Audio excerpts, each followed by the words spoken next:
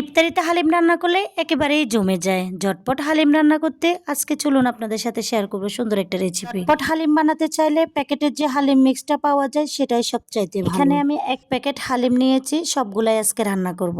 এখানে দেখেন 2টা প্যাকেট আছে, একটা ছোট প্যাকেট একটা বড় প্যাকেট। এখন একটা বাটিতে ডালগুলো সবগুলোকে ঢেলে নেব। এখন এখানে আমি দিয়ে দেব ফুটন্ত গরম পানি, দিয়ে আমি সুন্দর করে নেড়েচেড়ে এটাকে আপনি সাথে সাথে একটা চামচ দিয়ে নেড়েচেড়ে দিবেন যাতে করে তলা না পেকে যায়। অবশ্যই আপনারা গরম পানি দিবেন, গরম পানি দেওয়ার কারণে ডালগুলো ফুলে উঠবে। 15 থেকে 20 মিনিট ভিজিয়ে রাখলেই হবে। এখন আমি ছোট প্যাকেটের মশলাগুলোকে একটা বাটির ভিতরে ঢেলে নেব। এখন আমি মশলাগুলোকে এক পাশে রেখে দেব। এখানে সব ধরনের উপকরণ দেয়া আছে যা যা লাগবে। এখন আমি একটা ফ্যানের ভিতরে দিয়ে দেব 2 কাপ পরিমাণ পেঁয়াজ। এরপরে আমি ভালোভাবে পেঁয়াজগুলোকে একটু বেরেস্তা করে নেব। এখান থেকে সামান্য একটু উঠিয়ে রেখেছি, আর বাকিগুলোর ভিতরে আমি আদা রসুনটাকে আমি ভালোভাবে ভেজে নেব। ভাজা হয়ে গেলে এখানে আগে থেকে কেটে রাখা মাংসগুলো দিয়ে তা আবার একটু ভালোভাবে ভেজে নেব। এরপরে দিয়ে দেব প্যাকেটের সাথে যে মশলা ছিল, মশলা থেকে অর্ধেকটা পরিমাণ দিয়ে বাকি মশলাগুলো আমি 80% যখন হালিম রান্না হয়ে যাবে তখন আমি দিব। আপনারা ইচ্ছে করলে দিতে পারেন, নাও দিতে পারেন। আমি সামান্য পরিমাণে হলুদ মরিচ মশলা আবার অ্যাড করলাম, পরিমাণ মতো লবণ দিয়ে দিলাম। এখন আমি মাংসগুলোকে তেলের উপরে ভালোভাবে ভেজে নেব। ভাজা হয়ে গেলে এরপরে আমি এখানে গরম পানি অ্যাড করি। আমি কিন্তু এখানে ব্রয়লার মুরগির মাংস ব্যবহার করলাম, আপনারা ইচ্ছে করলে গরু মাংস দিয়ে রান্না করতে পারেন। গরু মাংসটা ব্যবহার করতে পারলে হালিমের টেস্টটা একটু বেশি আসে। আমি দিয়ে দিলাম ফুটনো গরম পানি, দিয়ে আমি ভালোভাবে নেড়েচেড়ে একটা ঢাকনা দিয়ে ডেকে দেব মাংসটা যাতে ভালোভাবে সিদ্ধ হয়ে আসে। দেখুন আমার মাংসটা সিদ্ধ হয়ে গেছে। এখন আমি আরো একটু ভালোভাবে নেড়েচেড়ে আগে থেকে ভিজিয়ে রাখা ডালগুলো এখন একে একে আমি সবগুলা ডাল দিয়ে দেবো। দেখেন ডালগুলো ফুলে কি সুন্দর হয়ে গেছে, অনেকটা দ্বিগুণ হয়ে গেছে, তাই না? এখন আমি ডালগুলাকে নেড়েচেড়ে ডালের মধ্যে থাকা পানিগুলাকে একেবারে শুকিয়ে নেব যাতে করে ডালগুলা কষানো হয়ে যায়। তাকে ভালোভাবে কষিয়ে নিলে হালিমের স্বাদটা কিন্তু বেড়ে যায়। কি সুন্দরভাবে পানিটা আমি শুকিয়ে নিচ্ছি। এইভাবে করে আরেকটু নেড়েচেড়ে আরেকটু শুকনা করে নেব, ডালটাকে ভেজে এর মধ্যে আঠালো ভাবটা যখন চলে আসবে তখন আমি ফুটন্ত গরম পানি দিয়ে দেবো। আমি পাশের চুলায় গরম পানি বসিয়ে ডালটা কিন্তু মোটামুটি হয়ে গেছে ঘন, একেবারে আঠালোর ভাবটা চলে আসছে। এখন আমি পানিটা দিয়ে ফুটন্ত পানিগুলো দিয়ে দিব, দিয়ে নেড়েচেড়ে ঢাকনা দিয়ে 2 থেকে 3টা ব্লক আসলে আমি এখানে কাঁচা মরিচ দিয়ে দিব। এখন আমি ভালোভাবে নেড়েচেড়ে ঢাকনা দিয়ে দেব 15 থেকে 20 মিনিট। দেখুন ডালটা কিন্তু মোটামুটি ঘন হয়ে আসছে। যতক্ষণ পর্যন্ত ঘন হবে না ততক্ষণ পর্যন্ত আমি জাল আমি দিয়ে দেব হালিমের সাথে যে মশলাটা আমি রেখে দিয়েছিলাম, সেই মশলাগুলো দিয়ে আরেকটু ভালোভাবে নেড়েচেড়ে রান্না কমপ্লিট। চলুন এবার পরিবেশনের জন্য আমি যা যা রেডি করলাম। আমি শসা, কাঁচা মরিচ, ধনিয়া পাতা, টমেটো আর সাথে নিয়ে নিলাম পেঁয়াজ বেরেস্তা। বাটির মধ্যে হালিমগুলোকে নিয়ে নেব, নিয়ে এখন আমি পরিবেশন বড় সাইজের বাটির মধ্যে সবগুলো হালিমকে আমি নিয়ে নিলাম। এভাবে যদি হালিম রান্না করেন বাচ্চারা কিন্তু খুবই পছন্দ করে। আমার বাসার বাচ্চারা সবসময় পছন্দ করে। আমি পেঁয়াজ বেরেস্তা আর কাঁচা মরিচটা দিয়ে দেবো। আমি ছোট একটা বাটির ভিতরে সুন্দর করে পরিবেশন করব। এখানে আমি একটা জিনিস ভুলে গিয়েছি, সেটা হচ্ছে লেবুটা আমি কাটতে ভুলে গিয়েছি, যার জন্য হালিমের পরিবেশনে আমি লেবুটা দিতে পারি। যখনই আমার মনে পড়লো লেবুর কথা, সাথে সাথে আমি লেবু নিয়ে আসলাম। টমেটো, কাঁচা মরিচ, ধনিয়া পাতা, পেঁয়াজ বেরেস্তা সবগুলো দিয়ে আমি সুন্দরভাবে সাজিয়ে আমার মিস্টেক হয়ে যাওয়া লেবুটাও দিয়ে দিলাম। দেখুন কতটা অসাধারণ সুন্দর লাগছে। যদি সাজানো হালিমের বাটি থাকে তাহলে কি কেউ বসে থাকতে পারে? আমার ছেলে খাওয়া শুরু করে দিয়েছে। আমার ভিডিওটা ভালো লাগলে আমার চ্যানেলটা সাবস্ক্রাইব করতে ভুলবেন না।